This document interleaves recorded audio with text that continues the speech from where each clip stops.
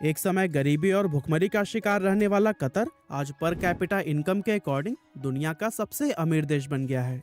रेत के टीलों जैसा दिखने वाला ये देश आज ऊंची ऊंची लग्जरी इमारतों और खूबसूरत टूरिस्ट अट्रैक्शन से सजा हुआ है और यहाँ सिंगापुर के बाद से दुनिया के सबसे ज्यादा करोड़पति मौजूद हैं। साथ ही इस देश की बेरोजगारी दर भी 1% से कम है। लेकिन अब सवाल ये उठता है कि अरब का सबसे गरीब देश आखिर इतना अमीर बना कैसे, और ऐसी क्या वजह है कि आने वाले टाइम में सऊदी अरब भले ही गरीब हो जाए लेकिन कतर इसी तरह से ही अमीर बना रहेगा। तो आइए देखते हैं कि कतर ने ऐसी कौन सी स्ट्रैटेजीज अपनाई कि आज ये खुद पर हुकूमत करने वाले देशों से भी आगे निकल चुका है। असल में दोस्तों, कतर देश को समझने के लिए सबसे पहले हमें इसके इतिहास को जानना होगा। ये बात है साल 1915 के आसपास की, जब फर्स्ट वर्ल्ड वॉर ने दुनिया के छोटे बड़े सभी देशों को चिंता में डाल दिया था। और दोस्तों, उन्हीं देशों में से एक था कतर, जिसे कि अपनी सुरक्षा सताने लगी थी, क्योंकि उसके पास इतने कम सैनिक थे कि वो वॉर में बड़े देशों के सामने कुछ घंटे भी नहीं टिक सकता था। ऐसे में उसने 1916 में ब्रिटेन के साथ एक ट्रीटी साइन की, जिसके अकॉर्डिंग अगर कतर पर किसी तरह का हमला होता है तो ब्रिटेन उसे बचा लेगा। बदले में कतर आने वाले 55 सालों तक ब्रिटिश कॉलोनी का हिस्सा रहेगा और इस देश से जितने भी नेचुरल रिसोर्सेज निकलेंगे उस सब में कतर के साथ साथ ब्रिटेन का भी हक होगा। और इस तरह से ब्रिटेन ने कतर पर राज करना शुरू कर दिया। उस टाइम इस देश में तरक्की के नाम पर सिवाय मोतियों के कारोबार के और कुछ भी नहीं था। लेकिन 1940 में कतर में सबसे पहला ऑयल फील्ड डिस्कवर हुआ और 1960 आते आते वहां से तेल निकालने और उसकी देश विदेश में सप्लाई का काम काफी तेजी से होने लगा।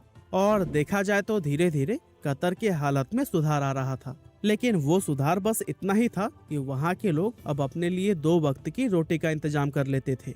आगे समय बीतता गया और फिर 1970 में यहाँ दुनिया का सबसे बड़ा नेचुरल गैस फील्ड डिस्कवर हुआ। लेकिन ये उस वक्त कतर के लिए कुछ खास फायदेमंद साबित नहीं हो पाया, क्योंकि तब कतर के पास इस गैस को दूसरे देशों तक पहुँचाने के लिए कोई रिसोर्सेज अवेलेबल ही नहीं थे।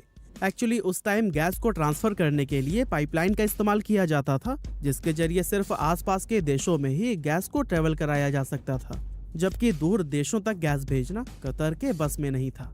इसके बाद आया 1971, जब कतर ब्रिटेन से आजाद हुआ। लेकिन उस टाइम ब्रिटेन ने कतर की बागडोर सऊदी अरब के हाथों में दे दी और अब कतर के हर फैसले में उनके पड़ोसी मुल्क सऊदी का बहुत बड़ा इंटरफेरेंस रहता था। हर छोटा बड़ा फैसला सऊदी अरब की ही मर्जी से लिया जाता था। लेकिन कतर के लीडर्स को ये बात समझ आ गई थी कि सऊदी के आगे झुककर उनका देश कभी भी तरक्की के रास्ते पर नहीं जा पाएगा। इसीलिए 1990 में कतर सऊदी अरब से अलग हो गया। इसके बाद से कतर की सत्ता में थोड़े मनमुटाव भी देखने को मिले, क्योंकि शेख खलीफा बिन हमाद अल थानी के काम करने के तरीके से उनके बेटे हमाद बिन खलीफा अल थानी खुश नहीं थे। उनको लगता था कि सिर्फ तेल बेचकर कतर कभी भी डेवलप्ड नहीं हो पाएगा। इसीलिए 1995 में उन्होंने अपने पिता के हाथों से सत्ता छीनकर अपने हाथों में ले ली। इसके बाद से उन्होंने देश के डेवलपमेंट पर काफी जोर दिया और हमाद के सत्ता में आने के कुछ साल के अंदर ही कतर में कई तरह के सुधार देखे गए। और जब ये देश तरक्की की ओर बढ़ा तो फिर इसने कभी भी पीछे मुड़कर नहीं देखा। हमाद बिन ने तेल से मिलने वाले पैसे को नई टेक्नोलॉजी में इन्वेस्ट करना शुरू कर दिया और यहीं से गैस को लिक्विफाइड करने का काम शुरू हुआ। एक्चुअली लिक्विफिकेशन एक ऐसी टेक्नोलॉजी है जिसमें गैस को लिक्विड फॉर्म में बदला जाता है ताकि उसे तेल की तरह कहीं पर भी बहुत ही आसानी से भेजा जा सके। और दोस्तों, इस टेक्नोलॉजी के मिलने के बाद से ही कतर ने असली तरक्की करने स्टार्ट की, क्योंकि वे अब गैस को पूरी दुनिया में भेजने लगे थे। और इस तरह से देखते ही देखते मोतियों का कारोबार करने वाला देश कतर तेल और गैस का भी एक बहुत बड़ा कारोबारी बन गया। आज कतर दुनिया में लिक्विफाइड नेचुरल गैस का सबसे बड़ा एक्सपोर्टर है और पूरे वर्ल्ड में इस्तेमाल होने वाली 30% LNG का उत्पादन यहीं पर होता है। साथ ही अब ये रूस और ईरान के बाद से नेचुरल गैस का उत्पादन करने वाला तीसरा सबसे बड़ा देश बन गया है। दोस्तों, कतर के लीडर्स ने तेल और गैस से मिलने वाले पैसों को तुरंत देश के डेवलपमेंट में लगाना शुरू कर दिया और लोगों के लिए पक्के मकान, बेहतरीन सड़कें, एजुकेशन, खाना और मेडिकल की भी फैसिलिटीज प्रोवाइड की गई।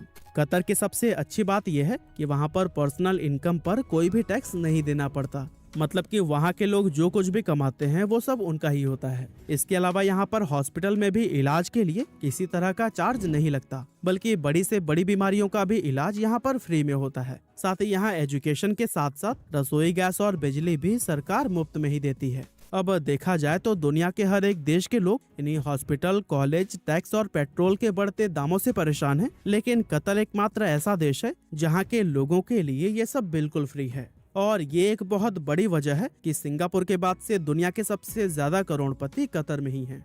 अब दोस्तों, गैस और तेल एक ऐसे नेचुरल रिसोर्सेज हैं जो कि कभी ना कभी तो खत्म हो ही जाएंगे, और ये बात हमाद बिन बहुत अच्छे से जानते थे। इसीलिए उन्हें ये चिंता सताने लगी कि अगर नेचुरल रिसोर्सेज खत्म हो गए तो फिर कतर का क्या होगा। ऐसा हुआ तो देश का पूरा इंफ्रास्ट्रक्चर फेल हो जाएगा और वापस से देश भुखमरी और गरीबी की चपेट में चला जाएगा। अब फ्यूचर में नजर आ रहे इस खतरे से बचने के लिए उन्होंने गैस और पेट्रोल से मिलने वाले पैसों को दुनिया की बड़ी बड़ी कंपनीज में इन्वेस्ट करने का सोचा, और इसके लिए उन्होंने 2005 में कतर इन्वेस्टमेंट अथॉरिटी के नाम से एक ट्रस्ट बनाया, और इस ट्रस्ट के जरिए उन्होंने पूरी दुनिया में ही अपना पैसा इन्वेस्ट करना शुरू कर दिया। इसके अलावा उन्होंने विदेशी टूरिस्ट को आकर्षित करने के लिए कई खूबसूरत टूरिस्ट अट्रैक्शन बनाए और कतर की संस्कृति व इतिहास को भी काफी इम्पोर्टेंस दिया ताकि लोग उसके बारे में जानने में इंटरेस्ट दिखाएं। अब दोस्तों, अगर हम कतर एयरवेज को एक 5 स्टार होटल कहें तो फिर ये गलत नहीं होगा, क्योंकि इसी के सहारे कतर ने दुनिया भर के टूरिस्ट को अपनी तरफ आकर्षित किया है।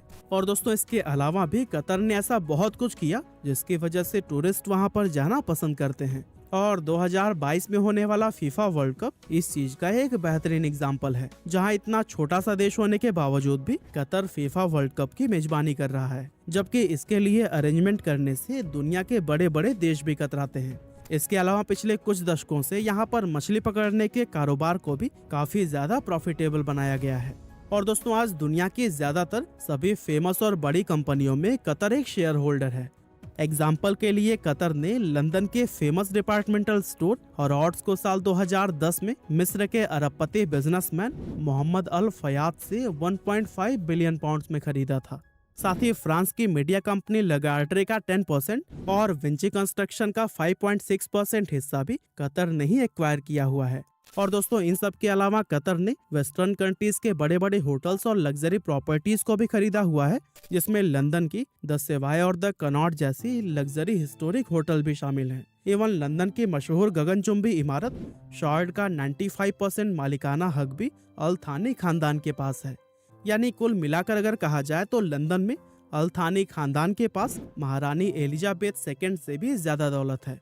और सिर्फ लंदन ही नहीं बल्कि अमेरिका में भी सहारा ग्रुप के द प्लाजा होटल को कतर सरकार ने 41,000 करोड़ रुपए में खरीदा था, जिसे पहले अमेरिका के पूर्व राष्ट्रपति डोनाल्ड ट्रंप ऑन करते थे। और दोस्तों, इसी तरह से और भी ना जाने कितनी बड़ी बड़ी और महंगी प्रॉपर्टीज में कतर ने इन्वेस्ट किया हुआ है, और तभी तो इन्वेस्टमेंट के मामले में भी कतर आज दुनिया का चौथा सबसे बड़ा देश है। और यही वजह है कि फ्यूचर में natural resources like oil and gas के खत्म होने पर सऊदी अरब जैसे देश भले ही गरीब हो जाएं, लेकिन कतर पर इसका कुछ खास असर नहीं होगा। और दोस्तों, सऊदी अरब इसलिए भी आगे चलकर गरीब हो सकता है क्योंकि एक्सपर्ट्स के अकॉर्डिंग अगले कुछ दशकों में ऑयल पूरी तरह से खत्म हो जाएंगे, लेकिन गैस के लिए ऐसा कोई भी प्रोडक्शन नहीं है। और यही वजह है कि सऊदी जहां तेल पर निर्भर है, वहीं कतर के पास आज गैस का सबसे बड़ा भंडार मौजूद है, जो कि इस देश के लिए प्लस पॉइंट है। बाकी दोस्तों, आज की हमारे इस वीडियो में बस इतना ही था। वीडियो अच्छी लगी हो तो लाइक और शेयर जरूर करिएगा। आपका बहुमूल्य समय देने के लिए बहुत बहुत धन्यवाद।